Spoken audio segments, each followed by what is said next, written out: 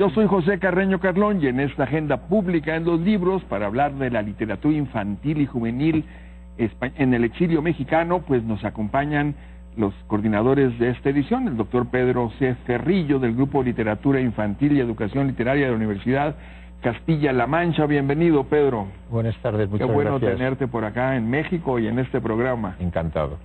Bueno, en vísperas del 75 aniversario del exilio español y con esta oferta de libros infantiles en vísperas navideñas también va a ser muy útil para nuestro auditorio. Y nos acompaña también la doctora María Teresa Miaja de la UNAM. Ella es especialista, entre muchas cosas, en lírica infantil popular. Bienvenida, Tere. Aquí tenemos tus libros, estos de Naranja Dulce, Limón Partido. Qué bueno que estés con nosotros también. Gracias por la invitación. Y también nos acompaña la maestra en Letras Hispánicas de la UNAM, Luz Fernández de Alba, que también ha dirigido tesis o has participado, ¿verdad?, en una tesis de literatura infantil, que también nos invitaste a otro programa. Que también estuvimos acá. Con ¿sí? alumna. Analizando con alumnas, sí, y además con las experiencias que hicieron de recepción de literatura infantil, ¿verdad? Muy bien. Y nos vamos a ir con el próximo aniversario 75, que se conmemora el próximo año del exilio español en México. Y en este marco, pues nos traen este bello libro que recoge una amplia investigación histórica, literaria, documental, y vamos a dar la primera ronda para que nos cuenten de él y para interesar en su lectura a nuestras audiencias y en general a este nuevo género de literatura infantil y juvenil, ¿no? En que, bueno, de que esta literatura española en el exilio mexicano, pues fueron precursores, podemos decir, Pedro. Sí, bueno, se estaba haciendo en España antes de la guerra una literatura infantil y juvenil magnífica, ¿no? Desde todos los puntos de vista que confluyen en un libro, ¿no? Ilustradores, escritores, impresores, editores, ¿no? La guerra truncó aquello, ¿no? Aquello que además durante los años de la Segunda República tuvo el espaldarazo de la política educativa de aquel gobierno, que por otro lado estaba inspirada en la institución libre de enseñanza, ¿no? Entonces todo eso que había propiciado un auge tremendo de los libros para chicos y jóvenes, y dentro de ese mundo particularmente los que se llevaban a la escuela, al ámbito escolar, pues queda truncado con la guerra, pero por fortuna, aunque sea una desgracia o como consecuencia de una desgracia... Una desgracia para España fue una fortuna en ese sentido para los niños mexicanos, porque en realidad fue un esfuerzo, una verdadera revolución educativa, como estas que se intentan en nuestros países. Ahora mismo en México estamos en un proceso parecido, y esta experiencia es de lo más importante, porque finalmente la educación, lo entendió la República Española, lo entendió la Revolución Mexicana, es la que empareja socialmente, ¿no? Y la que le empareja las oportunidades de niños, jóvenes y mayores, Tere. Así es. Ahora, no solo se benefició México, se beneficiaron también otros países, Argentina, Venezuela, Chile, etcétera. Pero México recibió verdaderos tesoros intelectuales y pedagógicos, y esto fue muy importante no solo para las publicaciones, sino también para la creación de nuevas instituciones.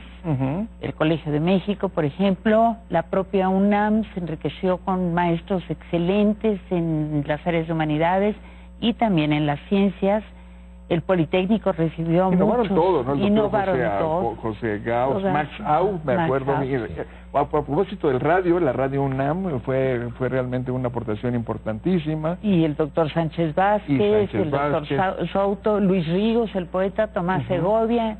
En fin, fue una avalancha de personas que al llegar a México decidieron contribuir con su mejor esfuerzo y venían de verdad, además del duro exilio y del duro devenir de sus vidas, con ganas de empezar y de prolongar Exacto, de continuar. Exacto. Lo que estaban haciendo y lo que sabían hacer muy bien. Y aquí se les dio la oportunidad de eso. A ver, tú tienes, Lucy, ahí al maestro Pepe. Cuéntanos del método Freinet que aportaron a los niños mexicanos por generaciones.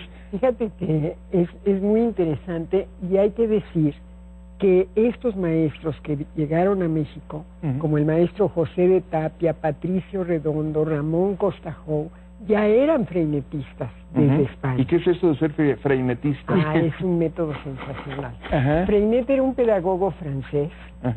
Que ahí lo tienes en un maestro singular. No, ese es el maestro Pepe. Claro. El maestro Pero él trajo el método Freinet, ¿sí? De Celestino Freinet.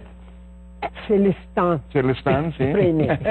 Bueno, el método Freinet consistía, el postulado básico era que el texto libre es lo que permite a los niños reflexionar y expresar sus sentimientos y sus opiniones. Entonces ellos escribían su texto y después tenían una pequeña imprenta que lógicamente se llamó imprenta Freinet. Ahí formaban el texto, tenían la caja de tipos móviles, imagínate, les daba un gusto ya cuando les tocaba la caja, ahí escogían las mayúsculas, las minúsculas, los acentos, los puntos, lo formaban en una charolita de plomo, luego lo imprimían.